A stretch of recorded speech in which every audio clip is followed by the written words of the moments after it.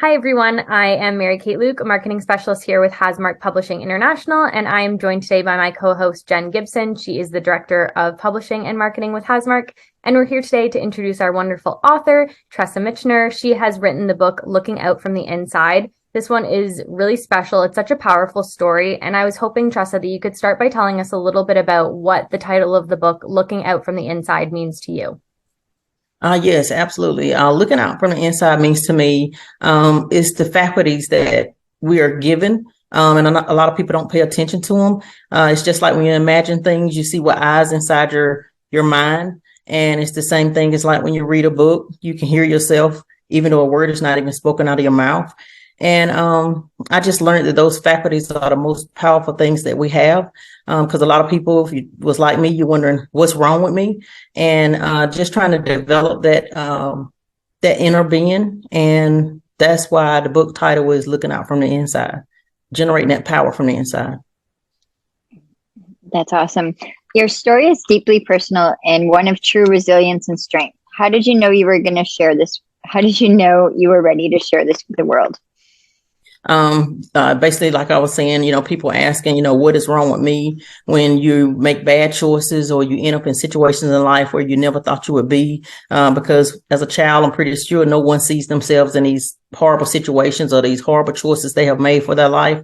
And just like I said, developing those faculties within myself and coming out of my situation, I just wanted to create that hope for everybody else, letting them know that there's no situation that's not hopeless, because there's hope within all of us, but we just have to develop it within us. Absolutely. And I think what makes your story so special is that you have overcome so many things and had a lot of adversities, but to get to where you are today. And I think that it's something that a lot of people can relate to in one way or another in their own lives. So I think that this story is going to touch a lot of people because of that. It's awesome. Yeah. Well, I just say we just start with self. Yeah. Now, what would you say was kind of the most difficult part of the writing process for you, and how did you overcome any obstacles that you faced? Because of me going through so much from a child all the way up to an adult, just having to relive the story to get to the happiness part, that was the most difficult part, but I knew I had to do it because, I think our world is hurting and it's a timeless story that everybody needs. And in order to help someone else, you're constantly helping yourself. And that's why I wanted to get the book out, but just rewriting the story and not rewriting it, but reliving the story and going through all of those scenes in my mind and in my heart, it was really healing. What do you hope readers gain and take away from your story? Well, the most important thing I hope they gain is that they can look at themselves in the mirror. If they have these thoughts, if they're asking themselves, what am I seeing, or what am I hearing in the inside? I mean, I think they should ask themselves, what am I seeing in the inside when I'm having these imaginations or these thoughts? Or what am I hearing in the inside? Am I hearing my culture? Am I hearing things that someone else said to me? Just addressing those things within and then looking at themselves in the mirror so that they can find out where these thoughts and where all these choices that they're making is coming from, and wherever it may have led them to develop within themselves how to come out of that, because it's totally hope and it's always transformation when you start working with yourself and trying to reevaluate your life and renew your mind at the same time. Because if you're stuck in a limited belief or a limited situation you think is limited, if that's all you think, that's where you're going to stay. So it just starts with working with self and coming up out of those limiting beliefs, and just growing, just knowing that, you can't point the finger. The best person to point the finger at is you in the mirror, and start working right there. I love that. That's such an important sentiment. Yeah. One important thing that I always say when I'm teaching or when I'm speaking with someone, because I am a psychological counselor as well, I let people know that you have to allow your feet to be in the same direction as your mouth.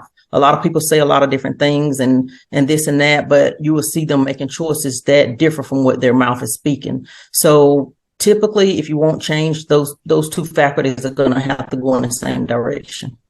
Absolutely. And you shared about how it's been somewhat difficult to have to relive everything and writing it all down and being able to share this with the world. Would you say that the whole process has been somewhat healing for you? Absolutely. I was on a seminar program where I was doing a webinar, and I had a lot of ladies on the call, and one of them asked me, "What would you say to the younger Tressa now?" And at that time, I couldn't really think, what would I say to her, or what would I tell her? But my brother, he's always on a call with me, or he's always there. And if you read my book, you see he's always been there. But he called me after that webinar was over, and he said, "You did nothing wrong." And then I said, "What you mean? What are you talking about?" He said, "The question that she asked you, you needed to hear this. You did nothing wrong." And right then and there, I broke down crying, because even as an adult, my mother, my father, no one ever told me I did nothing wrong when someone was trying to molest me at 5 years old. But to hear that at my age from him, it was still healing. And I broke down crying because he was the first one that told me I did nothing wrong. So when does Looking At From the Inside launch, and how can people get a copy of it?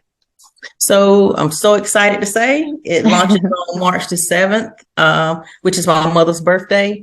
You can get it on my website, which is www.tressamitchener.com, or you can go to Amazon and you can purchase it on Amazon. My website is www.tressamitchener.com.